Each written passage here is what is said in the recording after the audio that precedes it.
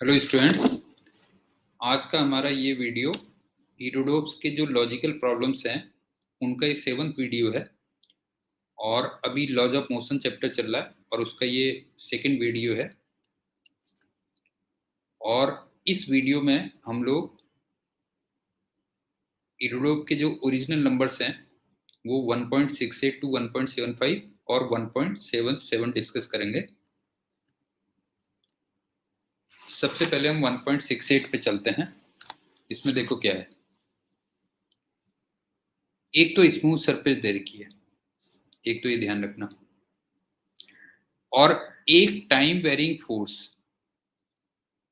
F equal to K T ये दिया हुआ है अल्फा एंगल पे। तो आपको एक तो वेलोसिटी निकालनी है जब ये ब्रेक ऑफ करता है, और एक डिस्टेंस ट्रेवर्स निकालना है उसी मोमेंट तक। क्वेश्चन एक बार एक्सप्लेन कर दे रहा हूं। स्मूथ सरफेस है, time varying force F equal to K T alpha angle पे लगा हुआ है। ब्रेक ऑफ के टाइम पे वेलोसिटी निकालनी है और जितने डिस्टेंस या डिस्प्लेसमेंट कह लो वो निकालना है। तो देखो एफ के पहली बात तो दो कंपोनेंट हो जाएंगे, वर्टिकल और हॉरिजेंटल। वर्टिकल कंपोनेंट साइन आएगा और हॉरिजेंटल कंपोनेंट कॉस अल्फा आएगा। अब सिंपल सी बात है कि जो वर्टिकल कंपोनेंट जब mg के इक्वल हो जाएगा तो उसमें ब्रेक ऑफ कर जाएगा बस। मतलब ये समझ लो कि ब्रेक ऑफ कब करेगा, जब के टी साइन अल्फा ये mg हो जाएगा, या कह लो टी की वैल्यू mg अपॉन के साइन अल्फा हो जाएगी। और इसको मैं चलो इस टाइम को लेट टी नॉट कह देता हूं।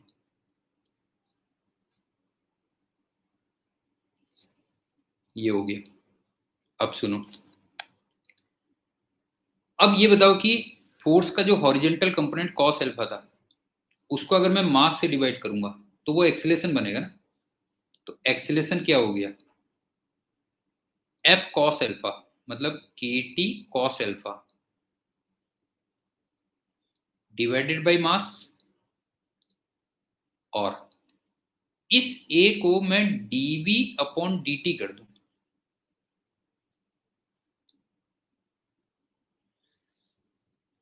और फिर इसको हम इंटीग्रेट कर लें।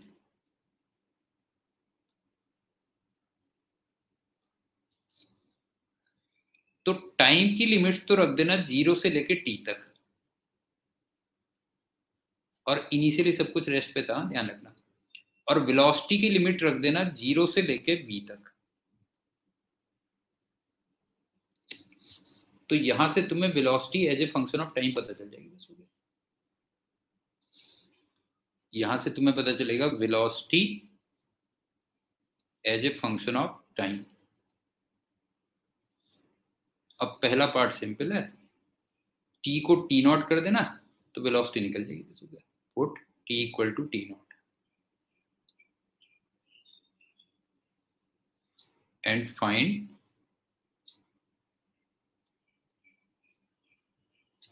Velocity at T naught. ये तो पहला पार्ट आ गया। दूसरा पार्ट, अब ये बताओ कि जो तुमने velocity as a function of time निकाली है, इस v को मैं ds अपॉन dt लिख सकता हूं। तो v या ds अपॉन dt, इसको वही फंक्शन ऑफ t रख देना और एक बार दोबारा से इंटीग्रेट कर देना।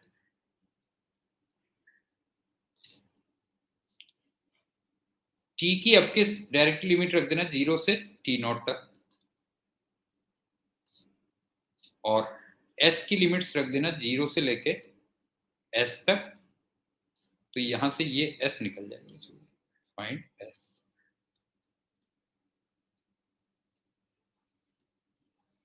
मेरे ख्याल से समझ में आ गया होगा, बड़ा सिंपल क्वेश्चन है कि फोर्स का वर्टिकल कंपोनेंट जब mg के इक्वल होगा तो वो उस टाइम पे ब्रेक ऑफ कर जाएगा।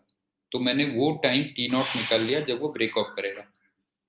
उसके बाद फोर्स के हॉरिजॉन्टल कंपोनेंट को मास से डिवाइड किया तो वो एक्सेलरेशन बना, उसको dv अपॉन dt रखा, फिर उसको इंटीग्रेट किया तो velocity as a function of time पता चला, और इसमें t को t0 रख दोगे तो उस मोमेंट पे वेलोसिटी पता चल जाएगी। और फिर जो तुमने v equal to function of t निकाला था उसको ds बाई dt रख दोगे और फिर इंटीग्रेट कर दोगे। टाइम की लिमिट्स हो जाएंगी 0 से t0 और डिस्प्लेसमेंट की लिमिट्स हो जाएंगी 0 से s, तो वहां से s पता चल जाएगा। तो सिंपल क्वेश्चन है, ज्यादा वो नहीं है। अब चलते हैं 1.769। अगेन स्मूथ सरफेस दे रखी है, mg/3 का एक फोर्स लगा हुआ है, कांस्टेंट मैग्नीट्यूड है, ध्यान रखना, और हॉरिजॉन्टल से जो एंगल है वो s के साथ, जो डिस्टेंस ट्रेवल कर रहा है उसके साथ वेरी कर रही है, ये हो गया। और velocity as a function of alpha निकालना है, तो एल्फा और एस में तो कोई फर्क नहीं पड़ना, ध्यान रखना। Velocity as a function of alpha निकालना है या velocity as a function of S निकालना है, वो एक तरीके से काफी हद तक एक सी बात है, क्योंकि alpha equal to T S दिया हुआ ना। एक बार दोबारा सुन लो, स्मूथ सरफेस है, कांस्टेंट मैग्नीट्यूड का फोर्स, मास तो ऑब्वियस ही बात है m दिया ही होगा, कांस्टेंट मैग्नीट्यूड का फोर्स mg/3 लगा हुआ है, हॉरिजॉन्टल से वो कितना एंगल बना रहा है ks, s वहां पे डिस्टेंस ट्रेवल्ड है, तो तुम्हें velocity as a function of alpha निकालना है। लेकिन velocity as a function of alpha का हो या velocity as a function of S का हो, दोनों एक ही बात है, क्योंकि दोनों में रिलेशन क्या है, अल्फा इक्वल टू के एस का। तो ये भी सिंपली है कि ये mg/3 है और ये एंगल अल्फा इक्वल टू के एस है।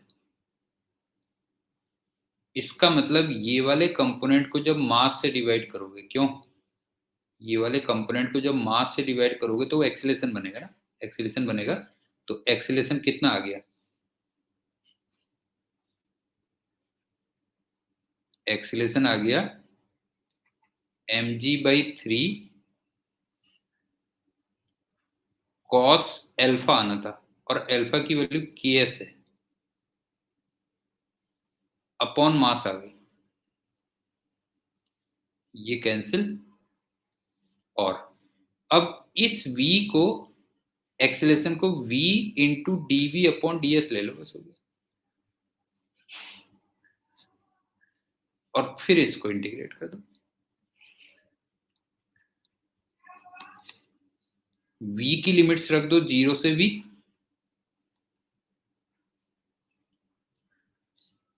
s की लिमिट्स रख दो 0 से s,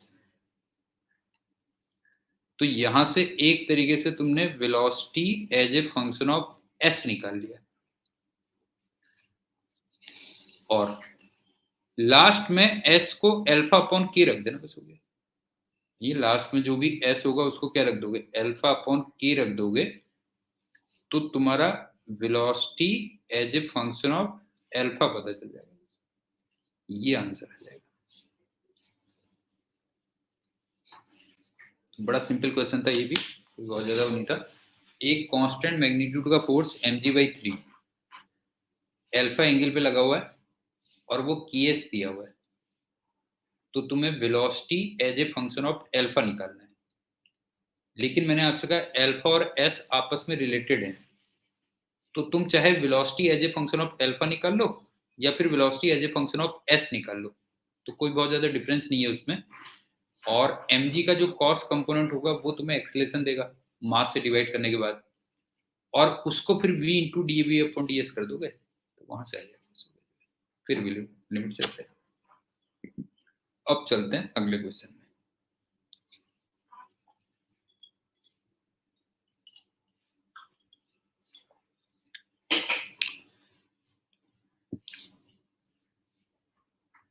क्वेश्चन पढ़ लो तुम थोड़ा।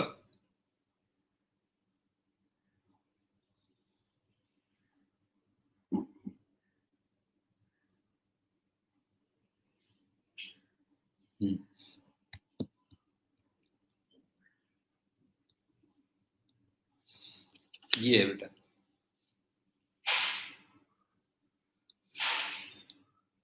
ये ना एक 2m मास का बार है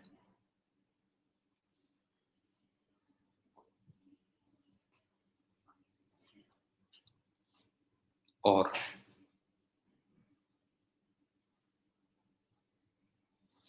यहाँ पे एक मोटर है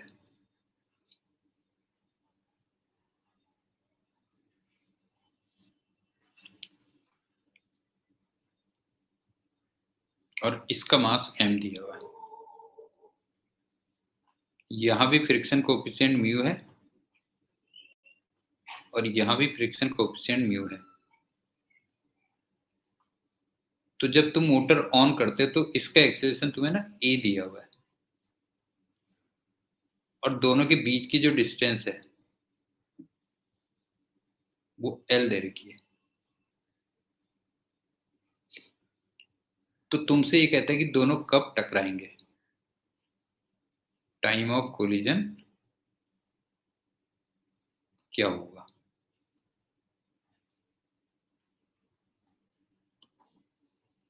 क्वेश्चन एक बार रिपीट कर दे रहा हूं। एक 2m मास का ब्लॉक है, ग्राउंड से फ्रिक्शन कोएफिशिएंट म्यू दे रखा है और वो एक स्ट्रिंग से फिर मोटर से कनेक्टेड है और उसका मास तुम्हें m दिया हुआ है।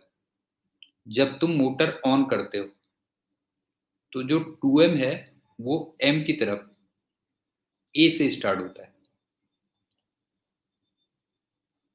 तो तुम्हें ये बताना है कि कब वो टकराएगा जो है। तो सुनो, मान लो इसका एक्सीलरेशन मैं a डैश मान लेता हूं। ए डैश को लास्ट में निकालेंगे, ए डैश को लास्ट में निकालेंगे। तो आप ये बताओ, ए से इधर आ रहा है, ये ए डैश से इधर आ रहा है, इसका मतलब जो रिलेटिव एक्सेलरेशन होगा वो ऐड हो जाएगा ना, ए रिलेटिव, ये ए प्लस ए डैश हो जाएगा।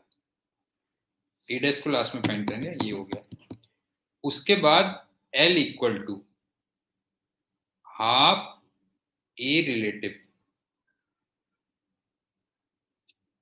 इंटू टी स्क्वायर लिख सकता हूं मैं, S equal to half A T square. तो यहां से निकाल लूंगा T.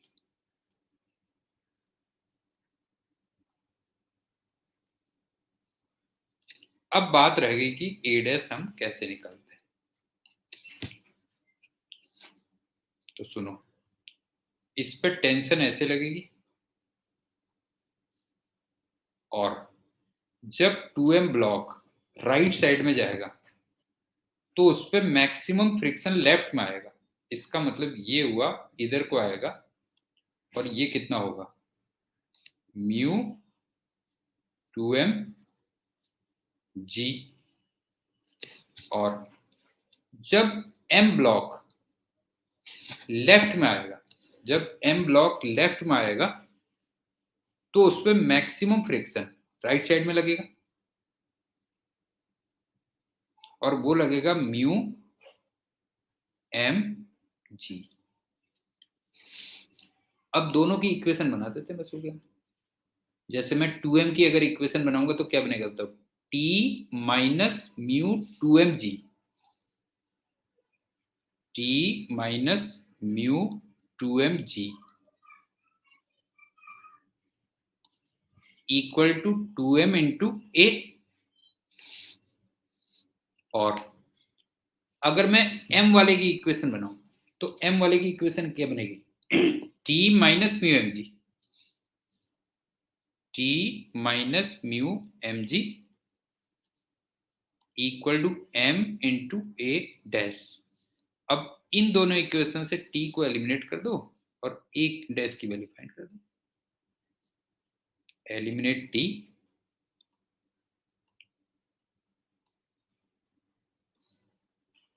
And find a dash.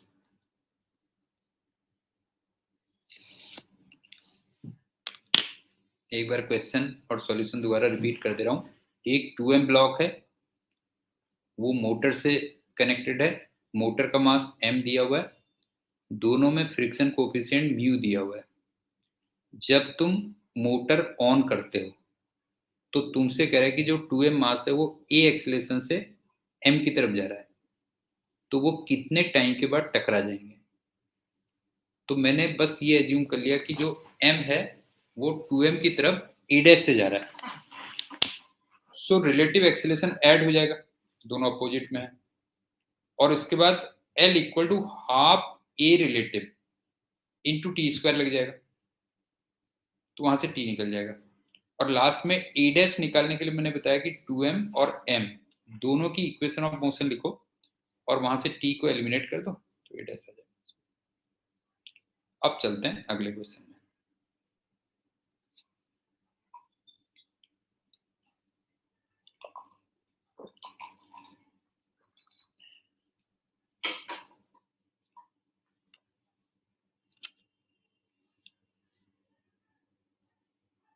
Actual में ये ऐसे दिया हुआ है,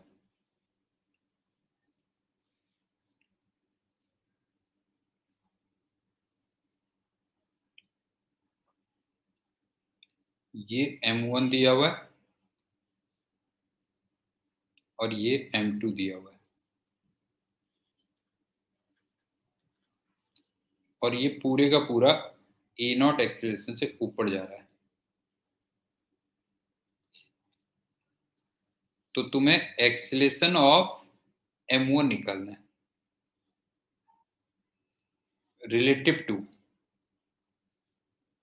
elevator shaft and relative to car. इसको कार बोल रहा है, ध्यान रखना, एलिवेटर कार बोल रहा है वो, वैसी कार नहीं, एलिवेटर कार। और दूसरा पूछा हुआ है force exerted by pulley on ceiling, force exerted by pulley on ceiling. तो इसका मतलब यहाँ पे कुछ पूछ रहा है, ये कर क्वेश्चन एक बार दोबारा देख लो। दो मासेस है m1 m2, एक एलिवेटर कार है जो a नॉट से ऊपर जा रही है, तो तुम्हें m1 का एक्सीलरेशन निकालना है रिलेटिव टू एलिवेटर शाफ्ट और रिलेटिव टू कार। और एक तुमसे कहता है कि पुली सीलिंग पे कितना फोर्स लगाएगी, ये पूछा हुआ है। इसमें सबसे पहले तो एक बात मैं क्लियर कर दूं कि कई बार जब एलिवेटर शाफ्ट लिखा होता है ना, तो इसका मतलब वो विद रेस्पेक्ट टू ग्राउंड हुआ, ध्यान रखना, with respect to ground.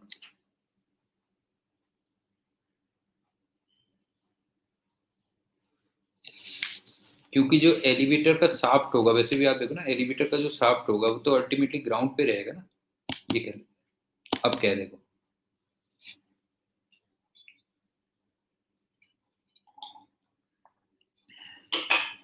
Figure थोड़ा बड़ी कर लेते हैं।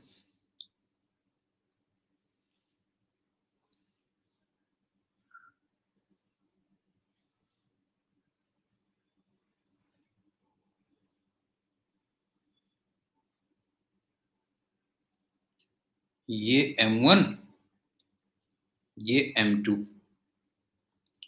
अब मैं एक काम कर रहा हूं कि m1 और m2 को with respect to elevator car ही देख लेता हूं।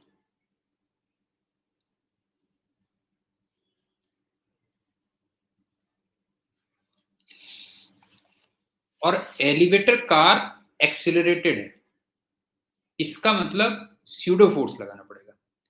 और मैंने जब एलिवेटर कार के रेस्पेक्ट में कर लिया तो इसका मतलब एलिवेटर कार को मैंने किस में एज्यूम कर लिया, इसको मैंने रेस्ट में एज्यूम कर लिया। मैं दोनों ब्लॉक्स का को एलिवेटर कार के रेस्पेक्ट में देख रहा हूं। एलिवेटर कार एक्सिलरेटेड है, इसका मतलब नॉन इनर्शियल है, इसका मतलब स्यूडो फोर्स लगाना पड़ेगा। और अगर मैं एलिवेटर कार के रेस्पेक्ट में देख रहा हूं, इसका मतलब उसको मैंने क्या मान लिया है, रेस्ट में मान लिया है। तो सिंपल सी बात है कि ये मान लो टी है, तो ये भी टी होगा और ये 2t होगा। तो पहली बात तो इसके बी पार्ट का जो आंसर होगा वो 2t होगा ना,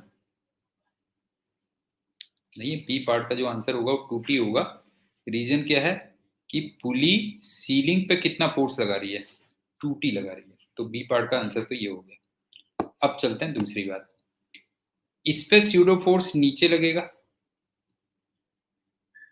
m1 इंटू ए नॉट, और इस पे भी स्यूडो फोर्स नीचे लगेगा m2 इंटू ए नॉट। और मान लो एलिवेटर कार के रेस्पेक्ट में ये वाला ब्लॉक ए से इधर आता है, तो इसका मतलब ये वाला ब्लॉक ए से फिर ऊपर जाएगा, लेकिन ये जो ए है वो ध्यान रखना वो रिलेटिव टू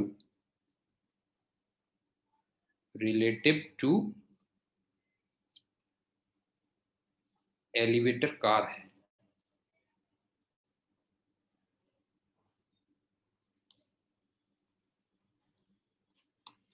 अब बस दो इक्वेशन बना लो, जैसे m1 की अगर मैं इक्वेशन बनाता हूं तो m1 ऊपर को जा रहा है, नहीं है, m1 की इक्वेशन बनाता हूं तो क्या होगा, देखो t minus m1g minus m1 A not equal to m1 into A, ये हो गया।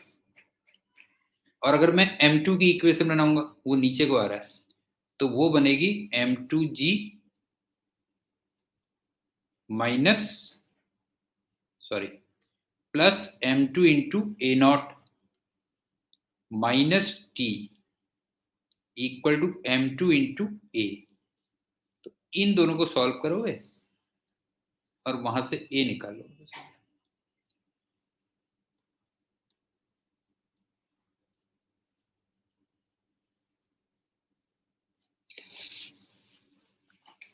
आई थिंक समझ में आ गया होगा। एलिवेटर कार के रेस्पेक्ट में अगर दोनों को तुम फ्री बॉडी बनाओगे तो स्यूडो फोर्स लगाना पड़ेगा, और अगर m2 ए से नीचे जा रहा है तो m1 ए से ऊपर जाएगा, तो उसके बाद इक्वेशन ऑफ मोशन लगा दो।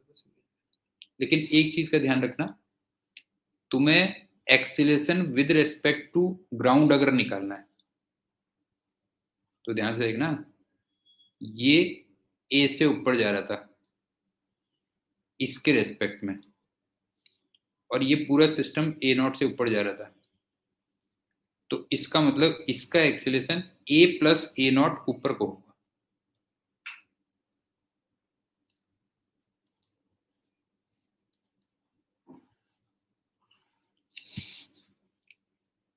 आप देखो ना, m1 एलिवेटर कार के या पुली के रिस्पेक्ट में ए से ऊपर जा रहा है, और पुली कह लो या एलिवेटर कार कह लो ए नॉट से ऊपर जा रही है, तो इसका मतलब उसका नेट एक्सीलरेशन कितना हो जाएगा, तो जो है ए प्लस ए नॉट ऊपर को हो जाएगा। और रिलेटिव टू कार निकालना है तो फिर तो ये ए है, ये क्या, ये हो गया ए किधर को लेके ऊपर, ये आंसर है। और फोर्स मैंने बता दिया, फोर्स का आंसर 2t होगा। अच्छा, इसमें एक चीज का ध्यान रखना कि जो इरोडोप में क्वेश्चंस दिए हुए ना, उनके जो सॉल्यूशंस दिए हुए, ओरिजिनल जो सॉल्यूशंस दिए हुए, कई बार वो वेक्टर फॉर्म में दिए हुए। तो मेरी एक अलग से इसमें बुक भी आती है जिसमें सॉल्यूशंस वो किए हुए, तो उसमें मैंने थोड़ा डिटेल में देखना, उसमें सही ढंग से एक्सप्लेन किया हुआ है कि वेक्टर फॉर्म को फिर नॉर्मल केस में आप कैसे कन्वर्ट करोगे। बट कंसेप्ट समझ में आ गया होगा कि कंसेप्ट क्या था जो है। तो वहां पे जो आंसर है थोड़ा वेक्टर फॉर्म में दिए हुए हैं, ध्यान रखना। और मैंने वैसे बता दिया कि जैसे m1 ए से ऊपर जा रहा है, m2 ए से नीचे आ रहा है, मैं इस टाइप से बोल रहा हूँ, यहाँ पे ऐसे बोल रहा हूँ। अब चलते हैं अगले क्वेश्चन।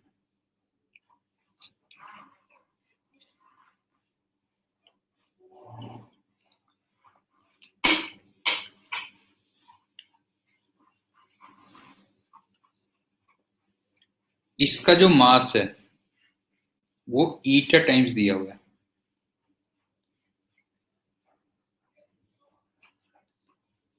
स्मूथ सरफेस दे रखी है, और इस क्वेश्चन का पूरा पोस्टमार्टम करना है।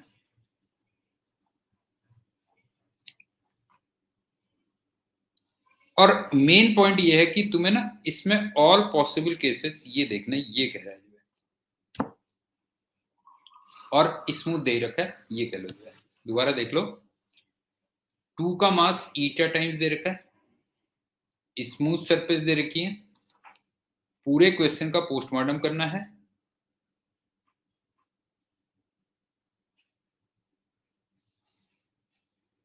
पोस्टमार्टम नहीं करना वैसे, एक्सीलरेशन ऑफ 2 निकालना है बेटा, हाँ एक्सीलरेशन ऑफ 2 निकालना है, ठीक है, उसमें पोस्टमार्टम करना है, उसका पोस्टमार्टम करना है और सारे पॉसिबल केसेस वो स्टडी करना है, ये है।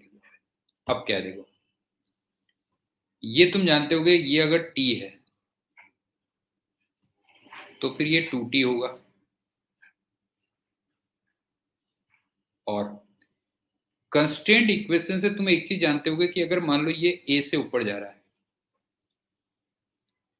तो फिर ये 2a से, या एक काम करता हूं इसको a से नीचे मान लेता हूं, ठीक है, क्योंकि उसी का एक्सेलरेशन निकालना था ना मेरे को, ये कह रहा हूं मैं, ये a से नीचे आ रहा है तो ये a/2 से ऊपर जाएगा। दोबारा सुन लो क्या कह रहा हूं मैं, कि अगर 2 वाला ब्लॉक a से नीचे जा रहा है, 2 वाला ब्लॉक a से नीचे जा रहा है तो फिर ये कितने से ऊपर जाएगा, ये a/2 से ऊपर जाएगा, ये हो गया। अब क्या है सुनो, अगर मैं 1 की इक्वेशन बनाऊं, अगर मैं 1 की इक्वेशन बनाता हूं तो इक्वेशन क्या बनेगी बताओ, t minus mg sine alpha equal to m into a/2, ये तो 1 की इक्वेशन बन गई, देख लेना, t minus mg sine alpha equal to m into a/2, sorry 2t है बेटा ना, 2t, कंफ्यूजन हो रहा है वहां पर, थोड़ा सा सही कर देता हूं।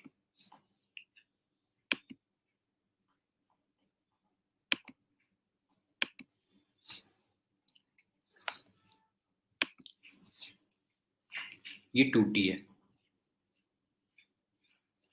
तो एक बार दोबारा देख लो, 1 की इक्वेशन मैंने बनाई 2t minus mg sine alpha equal to 2m into a/2। अब अगर मैं 2 की इक्वेशन बनाऊं, 2 की इक्वेशन बनाऊं तो ये बनेगी eta m g minus t equal to eta m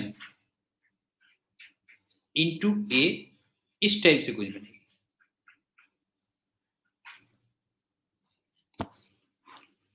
अब जब तुम इसको सॉल्व करोगे ना तो एक किस टाइप का आएगा वो बताता हूं मैं तुम्हें जो है, आफ्टर सॉल्विंग।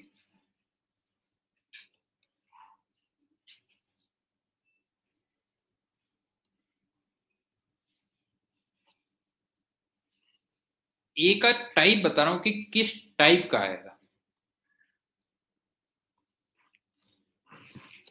वो कुछ ऐसे समझ लो कि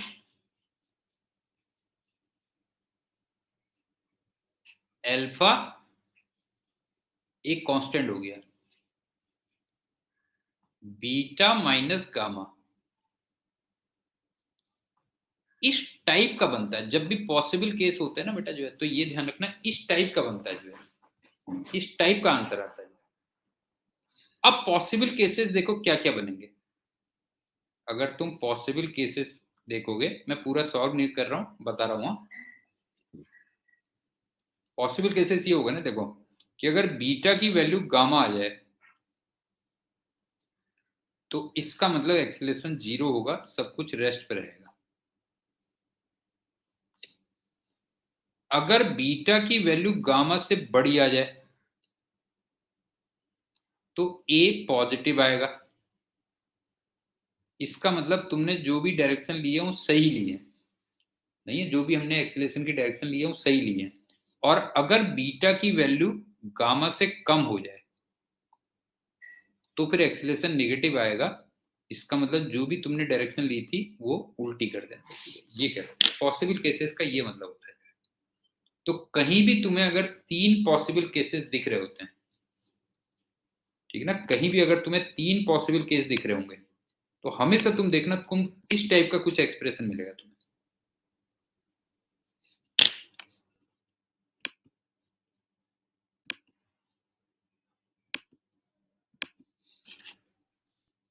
इस टाइप का एक्सप्रेशन मिलेगा।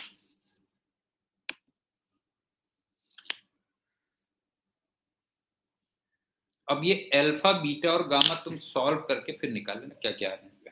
अल्फा मतलब एक कांस्टेंट हो गया, बीटा कांस्टेंट हो गया, गामा कांस्टेंट हो गया, तो उसमें फिर ऑटोमेटिकली 3 केस बन जाते हैं। मतलब इस टाइप का एक्सप्रेशन जब भी आता है तो ऑटोमेटिकली तुम्हें 3 केस बन जाते हैं। ये कह दो। मेरे ख्याल से पॉइंट क्लियर हो गया होगा क्या क्या था बेटा जो है। एक तो ये वाले में अगर टेंशन टी है तो इसमें 2t आएगी, और कंस्ट्रेंट रिलेशन से आप जानते होंगे कि अगर ये a से नीचे जाएगा, ये अगर a से नीचे जाएगा तो फिर ये a/2 से ऊपर जाएगा। ये भी तुम कंस्ट्रेंट रिलेशन से निकाल लेते होगे मेरे ख्याल से। उसके बाद हमने दोनों की इक्वेशंस बना ली, ये दोनों ब्लॉक्स की इक्वेशंस बना ली, और वहां से हमने a फाइंड कर लिया। तो मैंने तुमसे कहा जब भी 3 पॉसिबल केसेस होते हैं तो इस टाइप का एक्सप्रेशन आता है। टाइप तुम्हें कुछ इस टाइप की मिलेगी, तो उसमें ऑटोमेटिकली क्या होता है 3 केस बन जाते हैं। ये कहते हैं। अब चलते हैं अगले क्वेश्चन।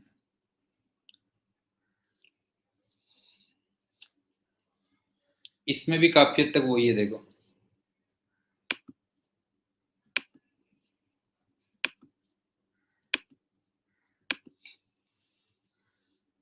एक्सीलरेशन ऑफ m1 निकालना है और लुक इनटू पॉसिबल केसेस करना है। तो काफी हद तक वही आ गया जो हमने पिछले वाले क्वेश्चन में किया, बिल्कुल उसी टाइप का आ गया अगर आप देखो।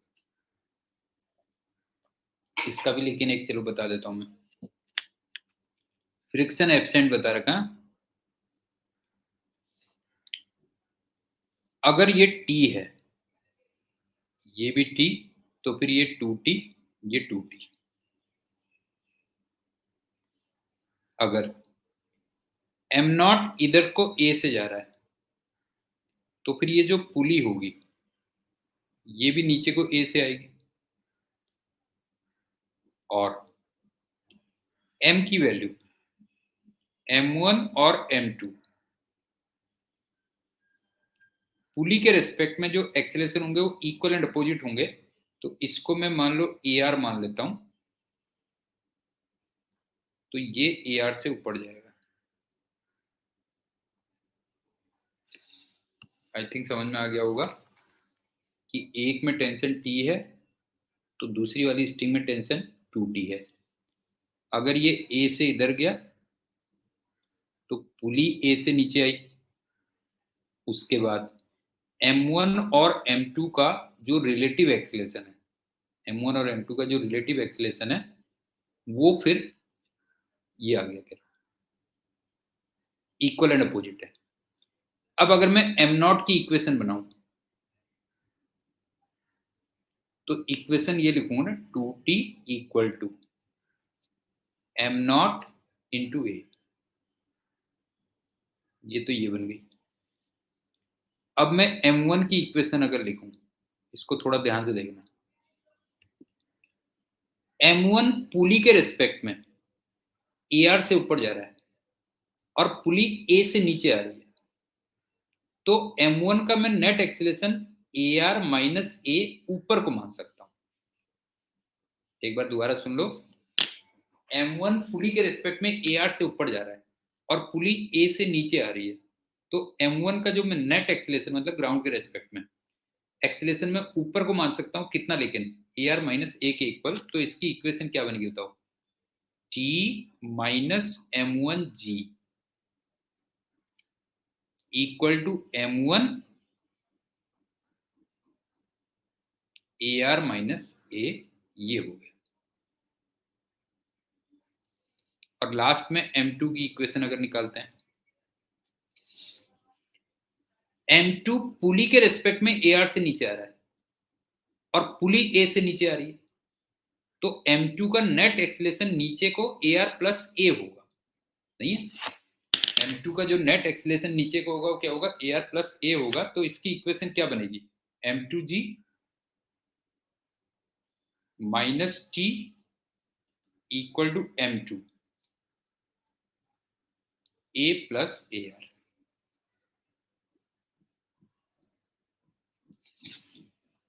अब इन तीनों इक्वेशंस को सॉल्व करके तुम्हें a ऑफ m1 निकालना बस।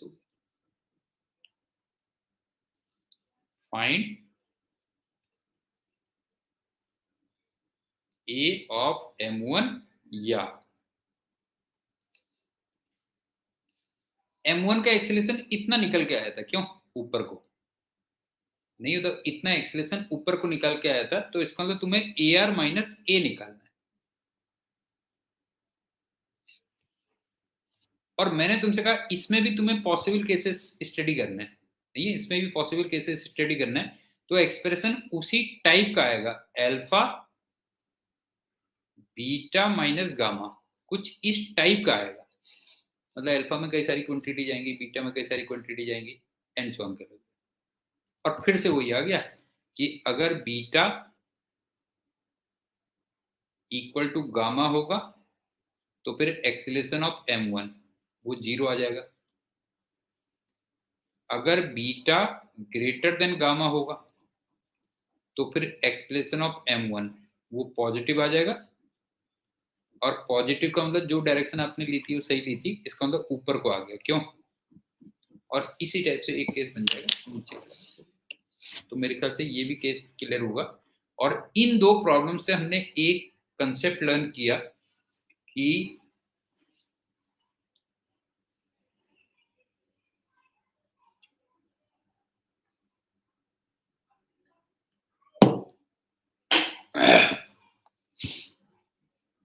जब भी आपको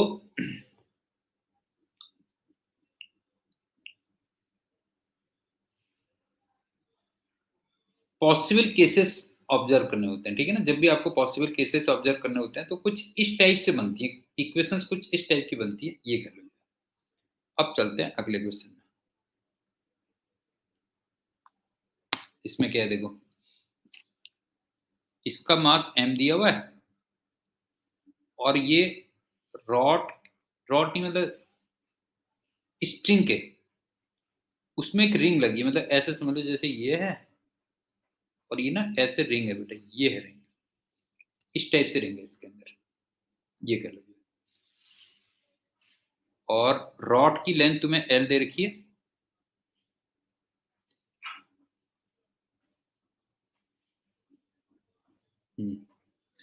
और इस रिंग को तुम इसके एक एंड से छोड़ते हो, ठीक है ना, इस रिंग को तुम इसके एक एंड से छोड़ते हो और दूसरे एंड पे ये टी टाइम पे पहुंच जाता है। तो तुम्हें यहां पे दोनों के बीच में फ्रिक्शन निकालना कितना होगा।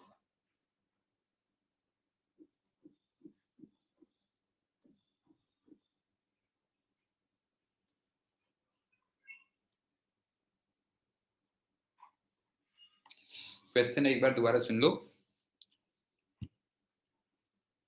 स्ट्रिंग रिंग के अंदर से जा रही है, ये हो गया, दोनों को फ्री छोड़ देते हो और जो स्मॉल m मास है वो रॉड के दूसरे एंड पे है और रॉड की जो लेंथ दे रखी है वो l दे रखी है। तो तुमसे कहता है कि जो रिंग है वो दूसरे एंड पे टी टाइम में पहुंच जाती है। तो फिर रिंग और स्ट्रिंग के बीच में तुम्हें फ्रिक्शन निकालना था, फ्रिक्शन कितना होगा। तो इसमें देखो तुम एक काम कर सकते हो ना, सबसे पहले फ्रिक्शन तो हम बाद में निकालेंगे, जैसे ये है और यहाँ पे ये है, मान लेता हूं मैं कि ये नीचे को आ रहा है और ये ऊपर को जा रहा है। ये मान लो A1 से और ये A2 से, एक नीचे को एक ऊपर को मान लिया, एक A1 से एक A2 से। तो ये बताओ कि इसमें जो रिलेटिव एक्सीलरेशन होगा वो A1 प्लस A2 होगा ना, नहीं होता, A1 प्लस A2 होगा। और रिलेटिव का मतलब ही होता है कि हमने एक को रेस्ट में मान लिया, उसके बाद हम L equal to half A relative into T square लगा सकता है। तो मेरे ख्याल से एक तो ये समझ में आ गया होगा। मैंने माना कि रॉड नीचे को A1 से आ रही है और रिंग ऊपर को A2 से जा रही है, तो दोनों के बीच में relative acceleration A1 plus A2 हो गया। और रिलेटिव का मतलब ये होता है कि एक को हमने रेस्ट में मान लिया, L equal to half A relative into T square. एक तो ये लगा सकते हैं। अब चलते हैं दूसरे उसमें, देखो ये थोड़ा इंटरेस्टिंग है। जैसे ये है ना,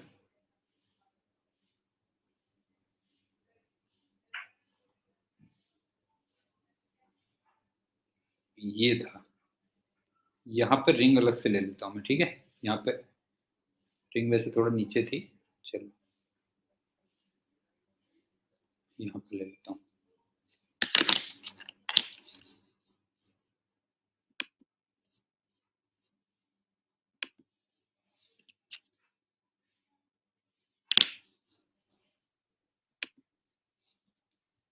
ये रिंग है। अब आप देखो कि रिंग में mg नीचे लगा हुआ है, और मान लो स्ट्रिंग रिंग पे फ्रिक्शन ऊपर लगा रही है, मान लो, तो इसका मतलब रिंग ने स्ट्रिंग पे फ्रिक्शन इधर को लगाया होगा।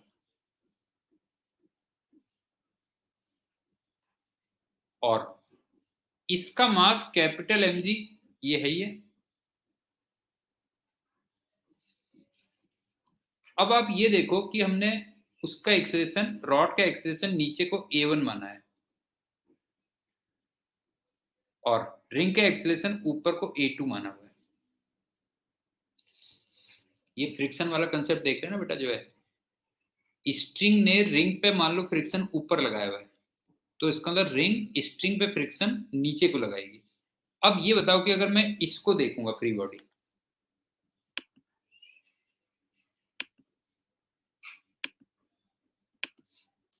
मैं इतने पोर्शन को देख रहा हूं, ध्यान रखना।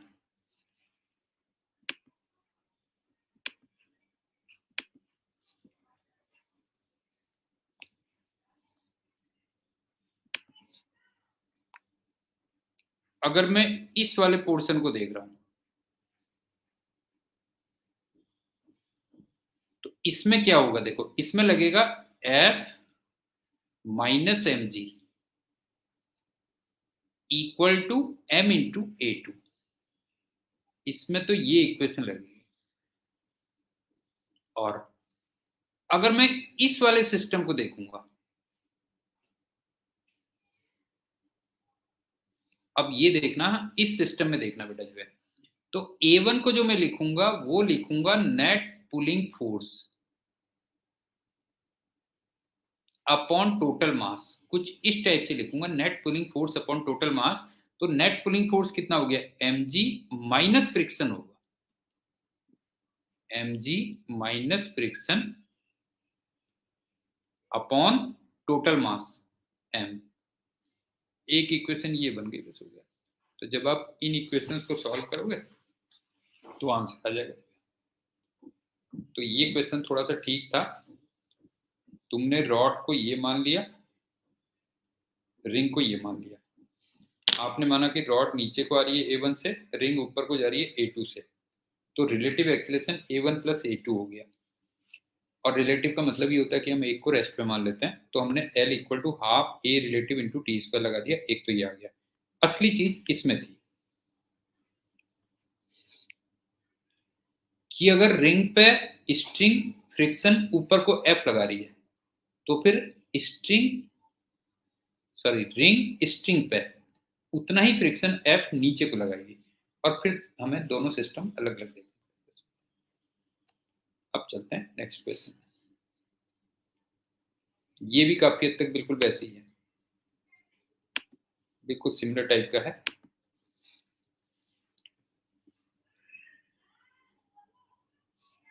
टाइम निकालना है तुम्हें जब दूसरे एंड पे पहुंच जाएगा।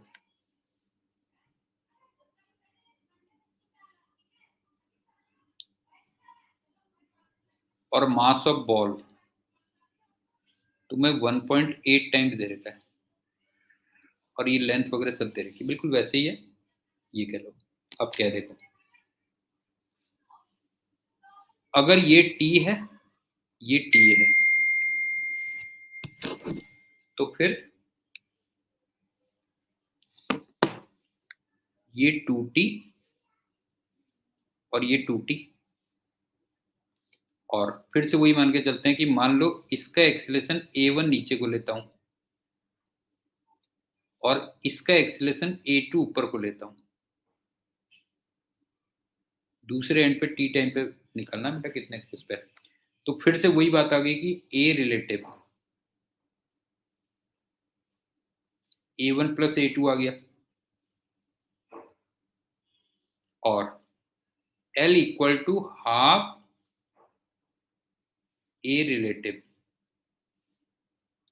इंटू टी स्क्वायर आ गया। एक तो ये इक्वेशन बनेगी, उसके बाद m1 की इक्वेशन बना देता हूँ। इसका मास 1.8 टाइम्स दिया हुआ m1 का, तो ये क्या बनेगा तब 2t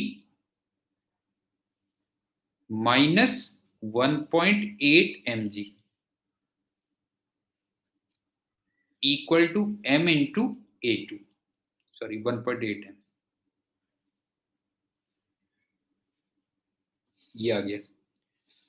और अगर मैं m2 की इक्वेशन बनाऊं तो इसमें क्या बनेगी बताओ, m2g नीचे t ऊपर, क्यों m2g नीचे t ऊपर, लेकिन m2 का मास m माना है मैंने, mg minus T equal to m into, अच्छा चलो वो ऊपर नीचे हो गए, यहाँ पे a1 ले लिया बेटा, कोई बात नहीं, समझ गया ना। मुझे वैसे इसको a2 लिखना चाहिए था तो ज़्यादा बेटर रहता, इसको a1 लिखता तो ज़्यादा बेटर रहता, लेकिन कोई बात नहीं, चलो ये हो गया।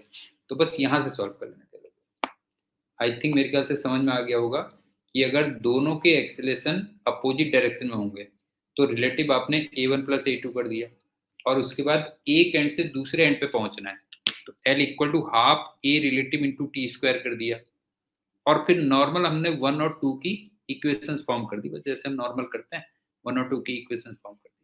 बस यहाँ पे मैंने एज्यूम में थोड़ा गलत कर दिया था, वो देख लेना। 2 के साथ में a2 दिखाता तो बेटर होता और 1 के साथ में a1 दिखाता तो वो बेटर होता, बट मेरे ख्याल से क्लियर हो गया होगा। ठीक है, इसको चलो PTU कर देते हैं।